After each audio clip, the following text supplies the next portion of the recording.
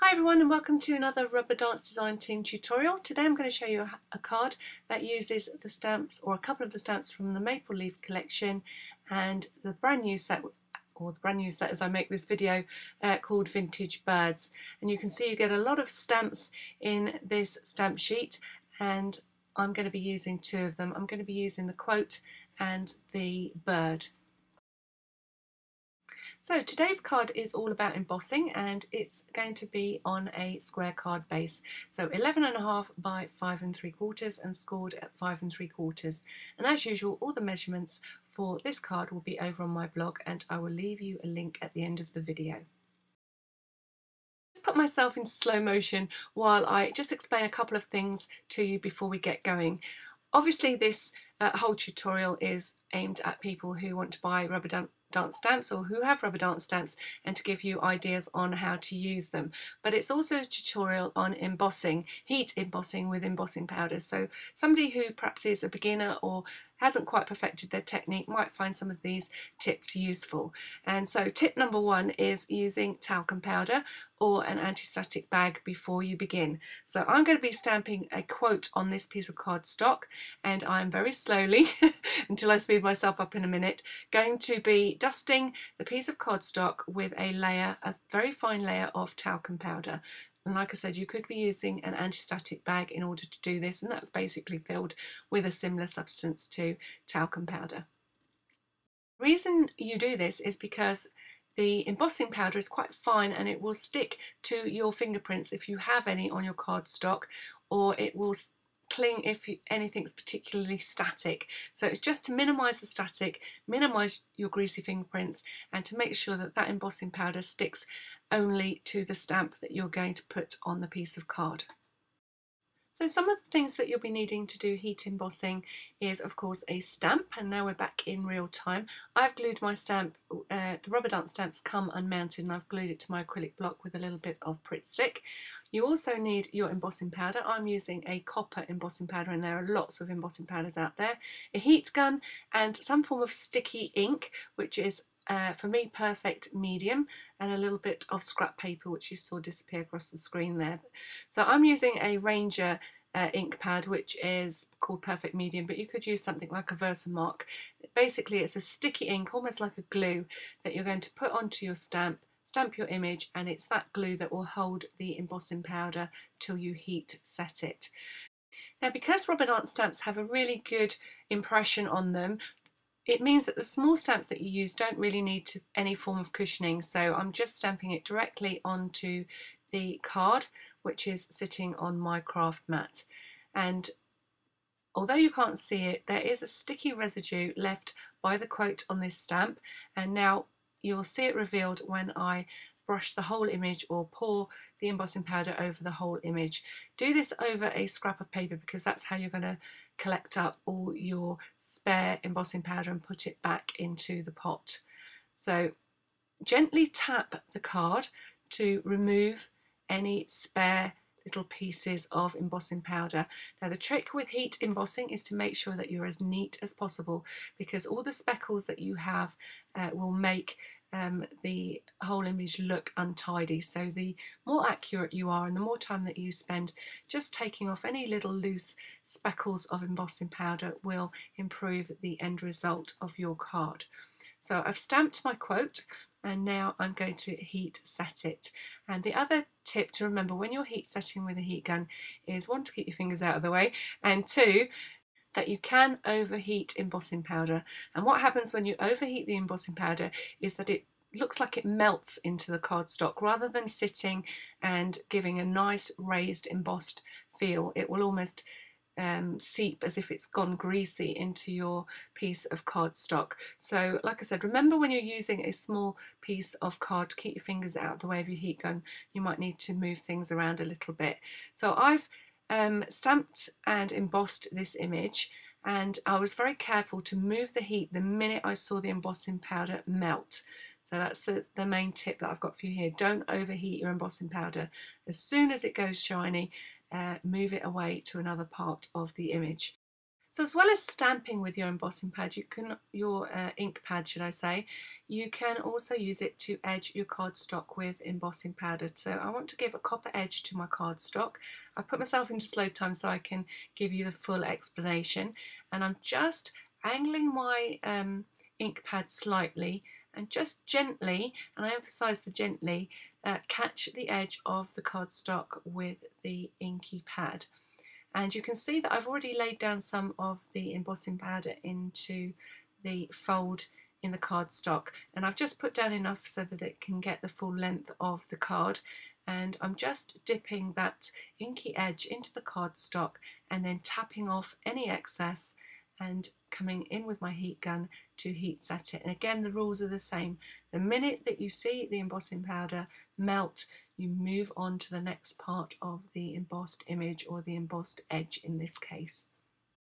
So we're going to be doing embossing around the edges of all of the pieces that make up this card. So I'm embossing the edge of the cream cardstock first, and then I will emboss the edge of the green mount. So if you get any areas where you haven't got quite enough ink, melt your embossing powder first, then come back in with your ink pad, just re-ink that area, reapply the embossing powder, tap off any excess and heat again.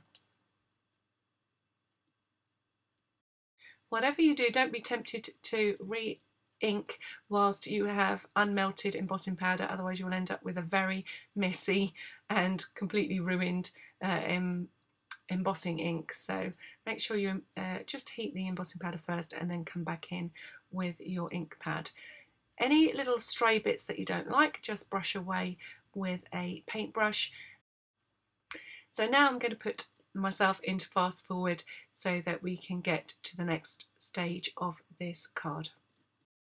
So the white piece of cardstock that I'm working on measures 2 by 2.5 inches, which is 5 centimetres by 6.5 centimetres, and then I'm going to be mounting that onto a piece of green cardstock which measures 2.25 inches by 2.75 inches, and that in centimetres is 7 by 5.5 centimetres.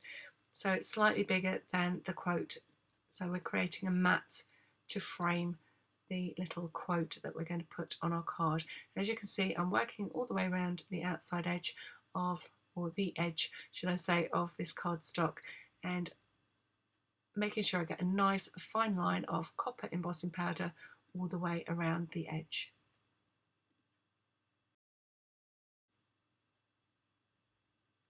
And that's the look that we're going for. That's the two pieces, both edged with copper, and you can see a little bit of the sheen there, and ready to be put together on the card. So now I'm going to edge the front of my base card as well as the inside section of the base card.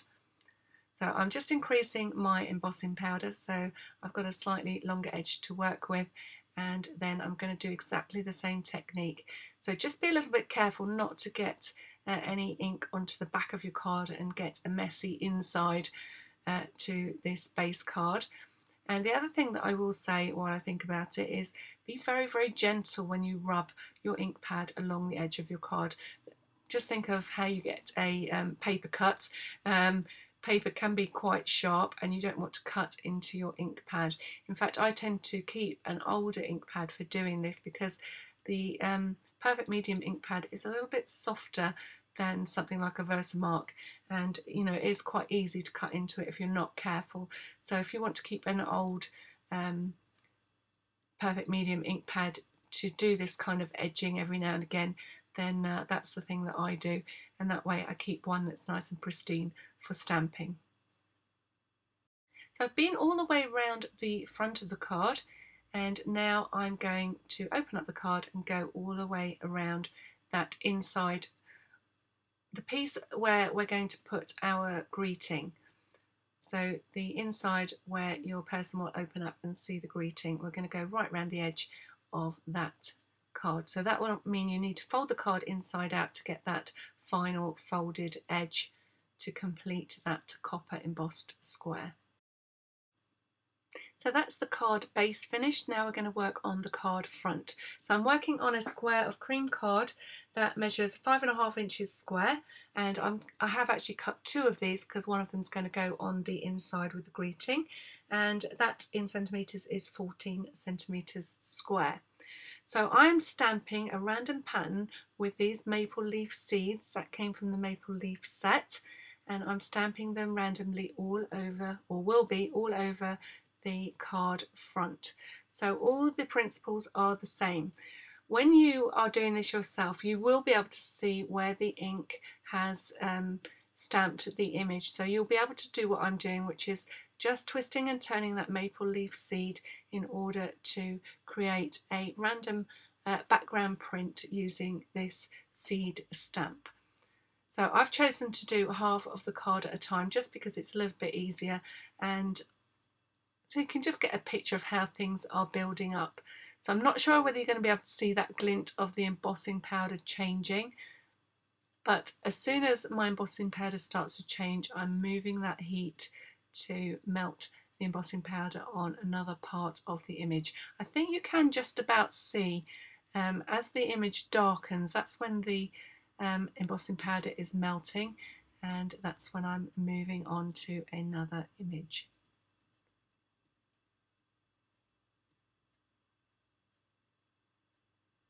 And once you've heat set all of those seed head images, you're ready to move on and complete the stamping on the rest of the card.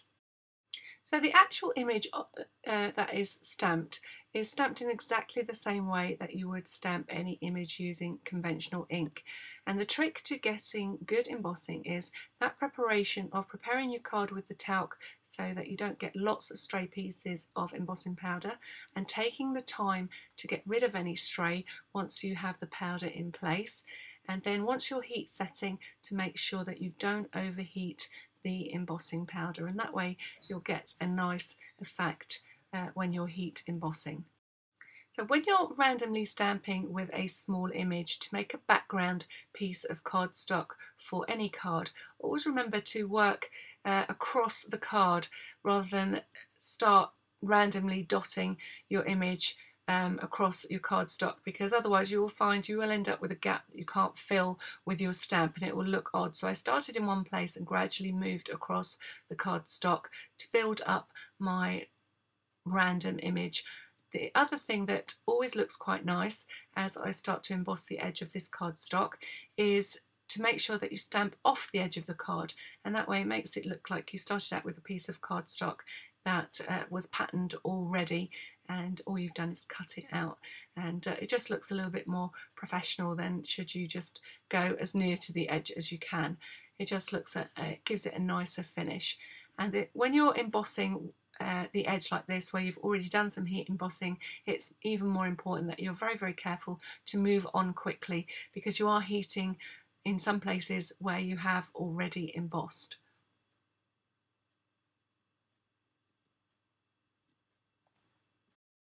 Stamped our main image to go on the front of the card, and now we're going to make a nice coordinating inner. Not quite so much stamping this time, I'm using a slightly smaller version of the seed head, and I am dusting with talc and then stamping with my perfect medium ink, and I'm just stamping 3 little seed heads in the top left hand corner and 3 little seed pods or seeds in the bottom right hand corner. Now if you choose not to put your embossing powder away in between and before you heat your image, just make sure that you keep your heat gun angled away from the loose powder on your desk, otherwise you will have a lovely tidy up job to do. So I'm using that loose powder now again to edge this piece of cardstock. Can you tell that I have actually managed to blow embossing powder all over my desk before now? You'll find that the more used to things you get, the more you tend to do things in a kind of lazy way, I suppose. But so long as you're aware of where your embossing powder is and where your ink pad is, because the other thing you don't want to do is blow embossing powder all over your sticky ink pad, because you'll never get it off. So it's just about being a little bit tidy and a little bit careful with what you're doing. So I've got two more things left to emboss. First of all, I'm going to emboss or stamp and emboss the, I think it's a hummingbird, not 100% sure, from the vintage bird set, and I'm going to be using that lovely image as a embellishment on this card. So again, dusting first, patting the ink lightly over your stamp, and then stamping down onto your cardstock, taking off any excess powder. It's not quite so important here because I am going to cut this image out. Make sure it's all heat set nicely. And then the last thing that I'm going to heat emboss is the greeting on the centre of the card. Now quite often I'll leave this until I know who I'm going to give it to, but I want this to be a bit of an inspirational card. It's got an inspirational quote on the front. So I decided to go with that. I'm using the Believe in Yourself stamp that comes in from the stamp set Think Again, which is set 2-M. And it comes with lots of lovely inspirational quotes, but I'm going to be using Believe You because it also says be you, and it goes with the quote that's on the front. So this is the last stamp. All is going well so far. So remember that little dusting of talc. Ink up your stamp well. Check it by just moving it about in the light and you can see that you've got all of the stamp. Deciding whether to try and go straight or just to cheat and go crooked. And I'm going for straight, and I've just stamped my image, and hopefully when I add the embossing powder I have, yeah, I think I've got it relatively straight. And it's always a little bit of a worry when you've done a lot of work on a piece and you do that final bit of stamping and you don't really want to mess it up. So just take your time and follow the steps, and hopefully you'll not have to stamp the inner again, or hopefully I won't have to stamp the inner again. So before I put the card together, I'm going to add a little bit of colour. So I'm using some distress ink. I've got peeled paint and crushed olive, two different or slightly different shades of green. The crushed olive is slightly yellower and the peeled paint is a little bit darker. So you can see here that peeled paint matches really well, and that this olive green is just a little bit yellower. And I'm just going to use the two colours together just to add some green into all that cream cardstock. So laying down some peeled paint first. So when you paint with distress inks, just squish a bit of ink onto a shiny surface like your craft mat, your messy mat should I say, or your a little acrylic block. You can also just squidge the ink onto there and then just use it like a watercolour paint. So I've got a wet brush, I'm just putting it into the ink and then using it to paint in these little seed heads. It's always better to do this kind of work with a decent brush. It doesn't have to be an expensive brush, it just has to be one that's got a nice point on it. And this is quite an easy job, just to paint in all these little seed heads.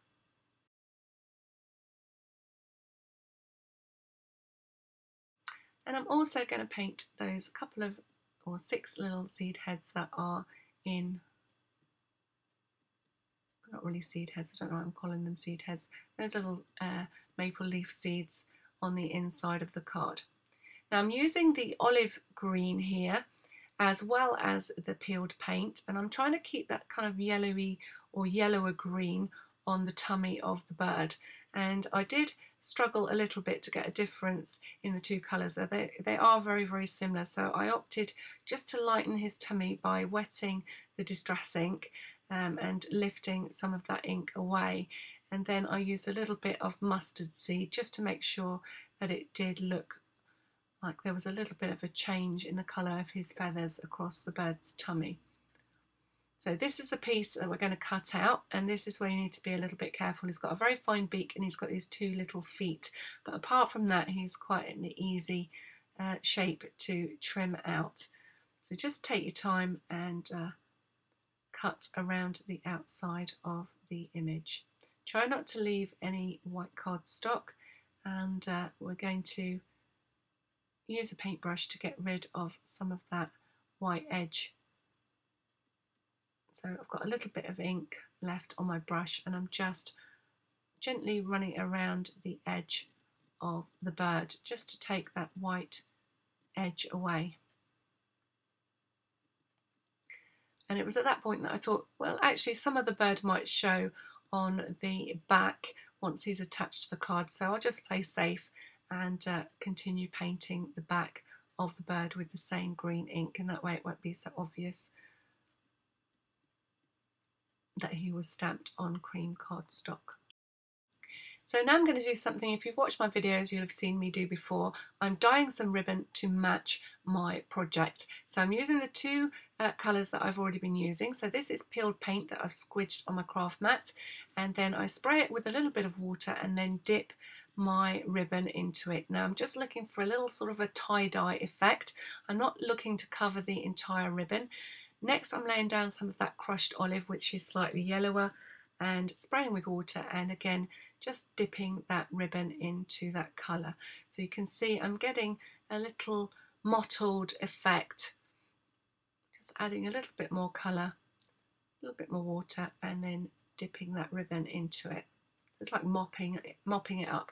And be careful not to crush the ribbon too much this time. Sometimes I crush the ribbon more, but I want to keep it quite flat. So I'm just doing this quite gently, and then you need to dry off your ribbon. So just checking that it goes with my card, and I think I'm happy with the amount of colour I've got on there. And then I'm going to use my heat gun to dry it off, and like I said, I'm trying not to crush it, so I won't be squishing it as I dry it. So as my ribbon isn't very wet, I'm drying it in my hand. Be careful if you try to do this, because that heat gun is very hot. You can see I'm keeping it quite a distance from my hand, and that I'm keeping the ribbon where I'm directing that heat. I'm just gradually moving that ribbon around so that it all gets dried. Alternatively, you can just wait until the ribbon dries and then finish off your card. Now it's time to put the whole thing together. So I'm starting by putting the inner in place, and my glue's running out, so you'll have to excuse me as I give it a good shake and a good squeeze to get the last remnants of the glue out of the pot. I'm using glue to put my card together, but you could equally use double-sided tape. I'm just centering my greeting on the inside of the card. And you can see how lovely that copper edge looks and brings the whole card together. And making sure I've got no excess glue poking out. I've got a little bit of a mark on my card there, and then I'm going to start working on the ribbon.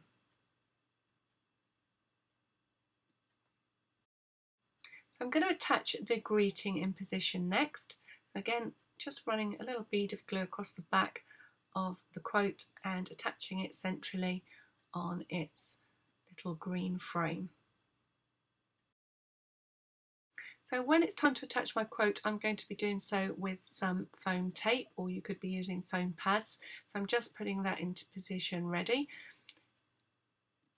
And I made the decision that I wanted to have my quote in the top left-hand corner, and I'm going to be wrapping my piece of ribbon around the cardstock and tying it in a knot to the right-hand side of the little quote. So I'm just tying my ribbon around my card, and then once I've got that knot in place, I'm ready to just move it into the right position, so just slightly to the right of where the quote will be, and then I'm just sticking the quote into position because it will help hold the ribbon and the knot in the right place. So I'm just trimming that ribbon to the right length, and then I'm going to add a couple more knots so that I get a few more tails. I didn't really want to go for a bow because I'm going to add the little hummingbird as an embellishment over the knot. So I just want a couple of tails that will just dangle down beneath my little bird. So I've tied on one ribbon. I know this ribbon doesn't slip, so I'm quite happy just to tie one knot. That way I don't get such a bulky knot in the middle. And then I'm just fanning out all of those 6 tails and trimming them to the same length. And I'm going to sit the little hummingbird directly on top of the knot. So first of all, I'm going to stick the front of the card in position. I'm using glue to do that. And placing it on the front of the card.